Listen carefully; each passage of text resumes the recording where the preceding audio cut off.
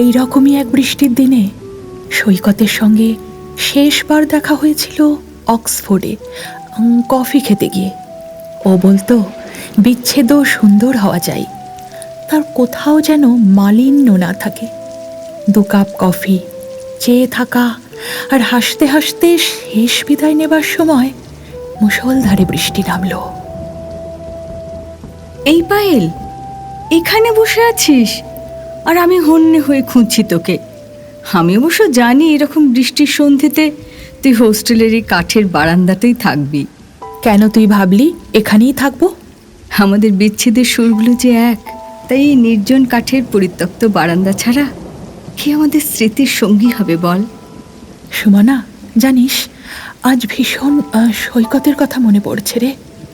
আমারও রে, খুব ভাবতে ইচ্ছে করছে আকাশের কথা। হ্যাঁ রে, আকাশ এখন আর তোর খবর রাখে না? না রে। আচ্ছা, তোর সম্পর্কটা চলে গেল কেন রে? ওই শুধুই তর্ক, ভুল বোঝাবুঝি আর সহিষ্ণুতার অভাবে। একটু ধৈর্য ধরতে পারলি না? না রে, ভীষণ অধিকার বোধ পেয়ে বসেছিল। আকাশ ছাড়া আমিও তো এখন কিছু ভাবতে পারি না। ভীষণ ভীষণ মিস করি ওকে। সৈকত ছিল উদ্দাম, বাউন্ডুলে। জীবন বলতে ওর শুধুই জ্ঞান চর্চা আর নাটক বা কবিতা লেখা এমনটা নয়। ও বলতো, পায়েল, জীবন মানে সেলিব্রেশন। রাত জেগে আড্ডা, লং ড্রাইভ, চিয়ার্স, মেঘের সঙ্গে সেলফি আর অভুরান্য স্বপ্ন। আমি ভেসে গিয়েছিলাম। আমায় ও জয় করে নিয়েছিল। আর আমি আকাশকে জয় করে নিয়েছিলাম। আমার তখন একের পর এক নৃত্যানুষ্ঠান, গান আর কবিতা নিয়ে উন্মত্ত হয়ে আছি। আমি জানতাম আমি আকাশের, শুধুই আকাশের। কিন্তু ওর ধারণা ধীরে ধীরে পাল্টে গিয়ে মনে হলো আমি সকলের হয়ে যাচ্ছি। আমি আর ওর হয়ে শুধু থাকছি না। কেন এটা মনে হয় জানিস? জানি না, তবে প্রাণ দিয়ে কাউকে ভালোবেসে ফেললে হারিয়ে ফেলার একটা ভয় থাকে। সৈকত তখন 2 হাত উজাড় করে লিখছে। সমস্ত লেখার আমি প্রথম শ্রোতা। ওর কবিতা বলে খ্যাতি লাভ করছে লোকে। একাধিক দল ওর নাটক নিয়ে কাজ করছে। ধীরে ধীরে ওর লেখা মঞ্চ সফল হয়ে উঠল, আর ওকে পাবার প্রত্যাশা বাড়তে লাগলো সবার। কিন্তু তুই ওকে সবার করে ছেড়ে দিলি না কেন? প্রতিভাকে কখনো আটকে রাখতে নেই পায়েল। আমি কোথাও আটকে দিতে যাইনি। আমি চেয়েছি ও আরো স্বীকৃতি পাক, ও আরো মঞ্চ সফল হয়ে উঠুক। আকাশও তো তাই চেয়েছিল। আমি তখন প্রতি সন্ধ্যেতে জনগণের, প্রতি সন্ধ্যে জুড়ে প্রশংসা, খ্যাতি। তবে একটা জায়গা আসে জানিস, যখন এগিয়ে যাওয়া মোহ মানুষকে ভালোবাসা থেকে দূরে সরিয়ে দেয়। না, সৈকত আমায় সময় দিতে কার্পণ্য করেনি। ওর হাত ধরেই আমি এই পৃথিবীর কত নতুন জিনিস দেখলাম। তবু ও কেন সবার হয়ে উঠবে? কেন ওকে চাইলেই পাওয়া যাবে? আর ও কেনই বা সবার কাছে এগিয়ে যাবে? এই বিষয়টাই আমায় আচ্ছন্ন করে দিল, অনেকটা তোর আকাশের মতো। আমি ভাবতে শুরু করলাম ও সবার।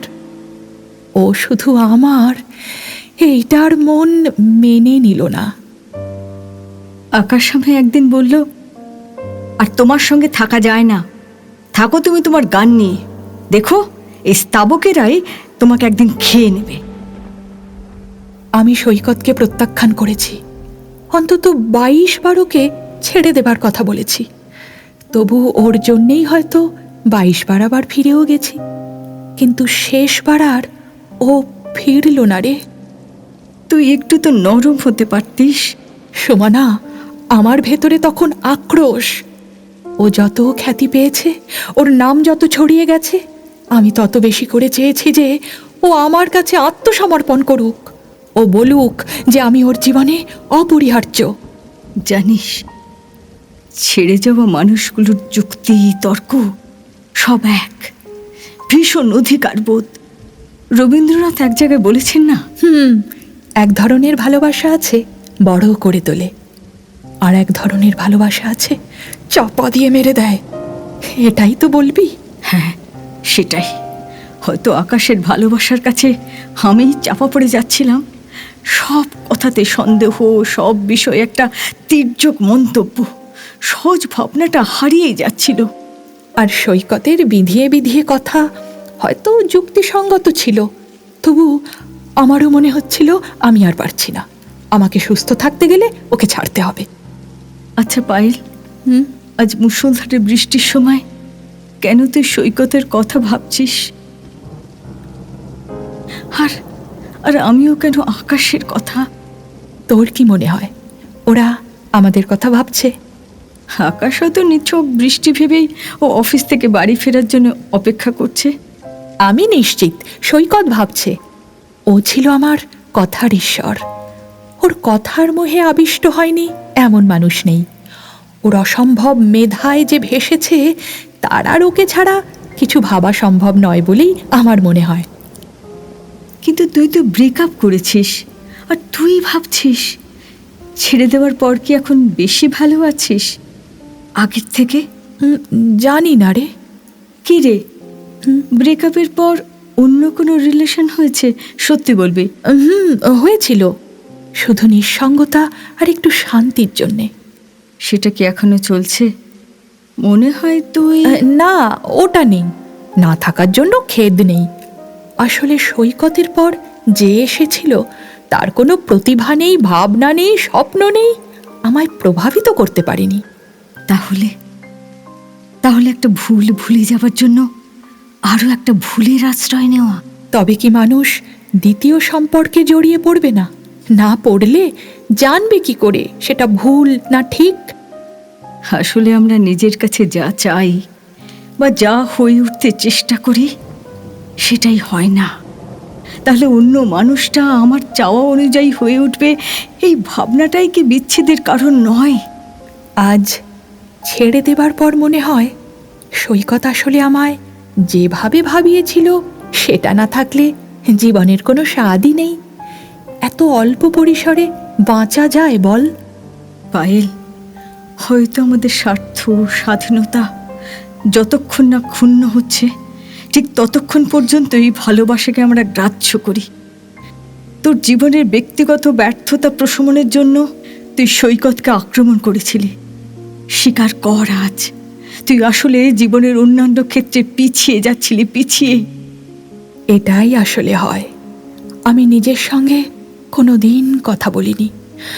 অন্যের কথা ভরসা করেই সৈকতকে যে কত দুঃখ দিয়েছি তা বলার নয়। আসলে আমরা সবাই লোভী, স্বার্থপর। আমরা চেয়েছি আমাদের পুরুষরা ভালোবাসুক, যেন ভালোবাসাটা পুরুষের একার দায়। চুপ কর। হ্যাঁ, আজ আমায় বলতে দে আমার মনের কথা। ও থাম, এত নির্মম কথা দিয়ে আত্মপীড়ন আর নয় সুমনা। নিজেকে পীড়ন করে তৃপ্তি পাওয়া মানুষের ধর্ম। আমরা কি এখন সেটাই করছি না? আমার বুক ফেটে গিয়েছে। আমি অপেক্ষা করছিলাম ও একবার বললেই আমি ফিরে যাব, কিন্তু ও বলেনি ফিরে আসতে। এটাই ওর আত্মবিশ্বাস। তারপর থেকে আমার মনে হলো ঝগড়া ঝঞ্ঝাটও ভালো ছিল, কিন্তু ওকে কেন আমি বারবার ব্রেকআপের কথা বলেছিলাম সুমনা? কেন এত কষ্ট দিয়েছিলাম সৈকতকে? কেন? আমার সেই আক্ষেপ আর আফসোস, এই যে আমার ছোট না হওয়ার ইগো, আজ বুঝেছি এটাই আমায় শেষ করে দিয়েছে। অথচ আকাশকে আমি সম্পূর্ণ ভালোবেসেছিলাম। তাই এখন মুক্তি, আমি স্বাধীন। না না, আমার কোনো গ্লানি নেই, কোনো গ্লানি নেই, কারণ কারণ সে আমাকে ছেড়ে গেছে। আমার স্বাধীন চেতা মনোবৃত্তি আমার ভালোবাসাকে ঢেকে দিয়েছে। যেখানে আমার আমিত্ব একটু কমেছে সেখানেই আমি প্রতিশোধ নিয়েছি। ছি ছি ছি, কি করেছি সুমনা আমি! ভাবলে খুব কষ্ট হয় আমার। পুরনো সময়ের সমস্ত স্মৃতি মনে পড়ছে, যা আমায় উত্তেজিত করে, অস্থির করে তোলে। সৈকতের কাঠের বারান্দা খুব পছন্দ ছিল। বেলাভূমি ভালোবাসত, চিঠি লিখত, ঠোঁট ভিজিয়ে চুমু দিত। ভালোবেসেছিলাম বলেই হয়তো দুঃখ পেয়েছি। ভীষণ ডিপ্রেস ছিলাম। হোস্টেলের এই কাঠের বারান্দাটা আমারও খুব প্রিয়। তোর সৈকতের নাটক তো এখন মঞ্চে মঞ্চে হয়, তোর সৈকতের কবিতা তুই পড়তে পারিস ম্যাগাজিনে, কিন্তু আমি কি নিয়ে আছি বলতো? সেদিনের স্তাবকের আজ কোথায়? সৈকতের বুকে মাথা রেখে আমার কাঁদতে ইচ্ছে করছে। এখন ভাবি, ওর মতো প্রতিভাকে শুধু আমিত্ব দিয়ে ঢেকে দেওয়াটা ঠিক হয়নি আমার। ও জানে তুই এখন কোথায়? তোদের যোগাযোগ নেই? জানি না রে, তবে ওর লেখা, ওর নাটক, ওর কথা কানে আসে। কত নাটকের দল ওর লেখা নিয়েই তো এগোচ্ছে। ফেরা কি যায় না পায়েল? যেমন ভাবে বাষ্প হওয়া জল বৃষ্টি হয়ে ফিরে আসে মাটির বুকে, এই যে বৃষ্টি পড়ছে, বৃষ্টি না, তার হয় না রে। হয়তো ওর জীবনে অন্য কেউ এসে গেছে। আমার যাওয়াটা এখন অবাঞ্ছিত, ভাবনাটাও অমূলক। আমার আকাশের কাছে ফিরে যেতে ইচ্ছে করে, আর করে বলে, আরো যোগাযোগ রাখে না বলে আমার ভেতরের প্রতিহিংসা ওর ক্ষতি কামনা করে, যাতে কোনোদিন সফল না হয়। প্রত্যাখ্যাত মানুষেরা আসলে গুলি খাওয়া ভাগ। সুমনা, আমি চাইতাম ওই বিপর্যস্ত হোক, ওর ক্ষতি হোক, আর ওর ক্ষতির উদ্ধারকার তো হব আমি। প্রকৃত ভালোবাসার পরিণতি তাই শত্রুতা, ঘৃণার জন্ম। সুমনা, তুই হাইপার হয়ে যাচ্ছিস। তীব্র প্রতিহিংসার আগুনে মানুষ চলে যায় বলে খুন হয় কেউ। ভালোবাসায় ব্যর্থ মানুষের আসলে খুনি। তুই সৈকতকে ছেড়ে দিয়ে কি খুন করিসনি? কি সব যাতা বলছিস সুমনা? এতদিনে কথাটা বলতে পারিনি বলে নিজেকে দগ্ধ করেছি। কি বলে আত্মপীড়ন।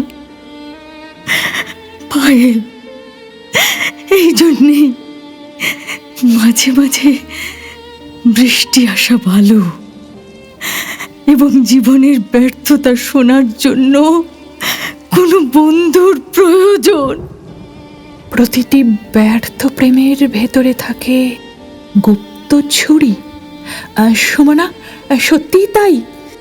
কনফিউশনের পর গুপ্ত ছুরি হয়ে ওঠে বেহালা ঝড়।